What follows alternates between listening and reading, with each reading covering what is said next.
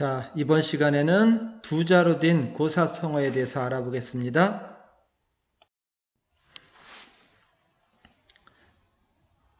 첫째, 지음이라고 되어 있죠. 지음. 알지자에다가 소리음자입니다. 해석은 소리를 암. 의미는 마음까지 통할 수 있는 친한 친구라고 되어 있습니다. 유래는 백아절현에서 나왔습니다. 백자는 맞백자입니다.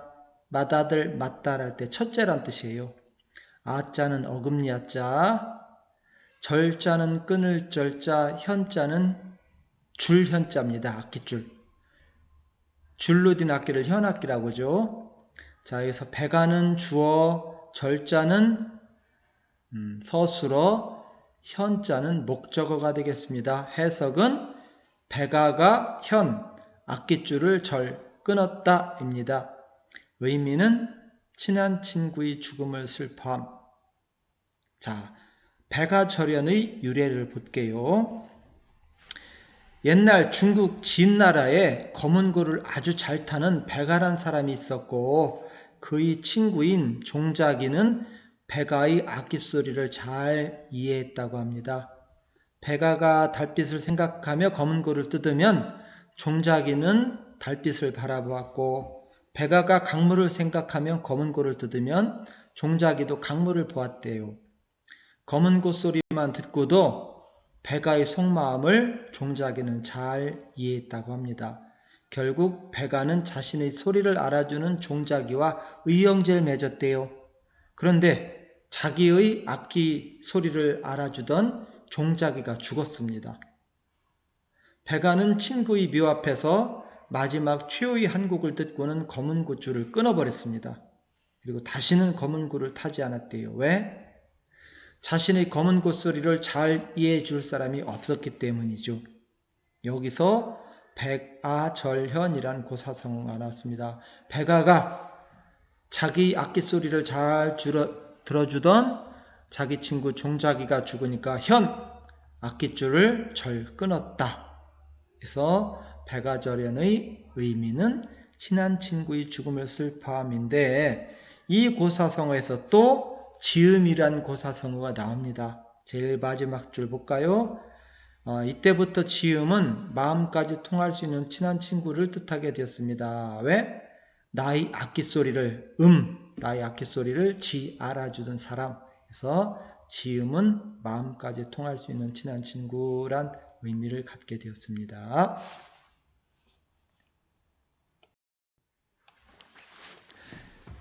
자, 성어와 고사성어. 이건 여러분들 저기 학습지에는 없습니다. 그러나 이해를 돕기 위해서 만든 거니까 들어보도록 해요. 성어, 만들 성자, 말씀어자. 성어는 만들어진 말, 관용적으로 둘 이상의 단어가 결합하여 특정한 뜻을 나타내는 언어 형태. 쉽게 말하면은 단어란 말입니다. 단어. 우리 교훈 중에 성실, 노력같이 그냥 해석이 곧 의미입니다. 성실하게 살자, 노력하자, 그냥 머릿속에 들어오죠. 근데 고사성어라는 게 있어요.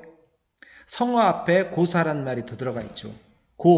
옛날에 일어났던 일이라는 얘기입니다. 옛날에 일어났던 사건으로 인하여 만들어진 말. 근데 고사성어는 해석과 의미가 다릅니다. 성어는 곧 해석의 의미인데 고사성어는 달라요. 아까 우리가 배웠던 거 백아절연이 있었죠? 백아절연은 해석은 백아가 현 악기줄을 절 끊었다는데 의미는 친한 친구의 죽음을 슬퍼함입니다. 중학교 때 여러분 배웠을 거라고 하는데 모순이란 말 있죠. 해석은 창과 방패입니다. 그러나 의미는 말의 앞뒤가 전혀 맞지 않음. 이와 같이 고사성어는 해석과 의미가 다릅니다. 자, 성어 안에 고사성어가 포함됩니다. 많은 성어 중에 일부가 고사성어입니다. 자, 고사성어는 두 자로 된 것, 지음, 아성. 세 자로 된 것, 배수진, 좌우명. 이거 조만간 배웁니다. 네 자로 된 것, 관포지교, 지로구이마. 이것도 배웁니다. 다섯 자로 된 거, 가와만사성처럼 여러 가지가 있는데 대부분은 네 자로 된 고사성어가 많습니다. 사자 고사성어가 많습니다.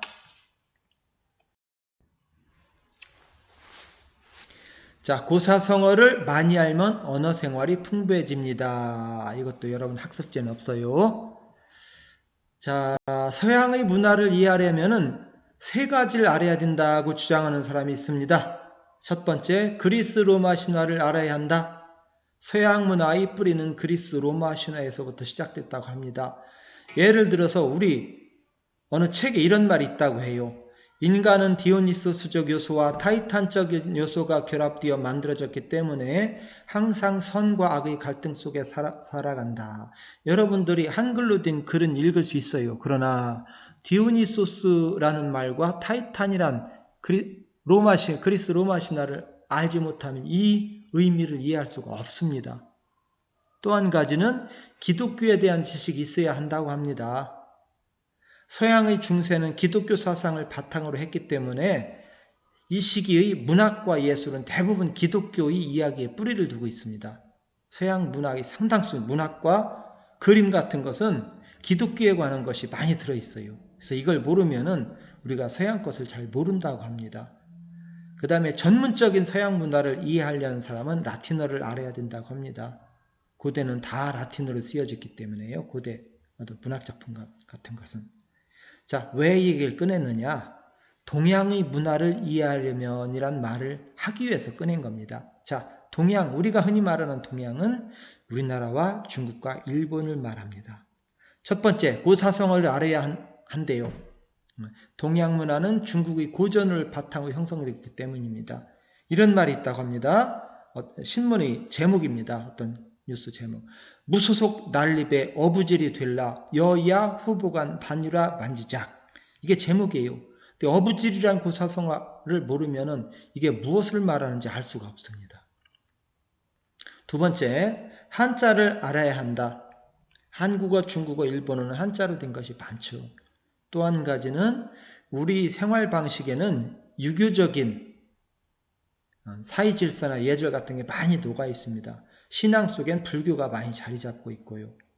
그래서 동양의 문화를 이해하려면 고사성어와 한자와 유교, 불교를 알아야 된다고 하는데 왜 이런 얘기 했는가? 고사성어를 많이 알면 언어 생활이 풍부해진다는 얘기를 하기 위해서입니다. 지금 우리가 배우는 두 글자 이야기, 다음에 배울 세 글자 이야기, 그 다음에 배울 동물 이야기, 인물 이야기가 전부 다 고사성어입니다. 이것을 많이 알아두면 여러분들 생활하는데 아주 유익하다는 말을 하기 위해서 이 이야기를 좀 첨부했습니다.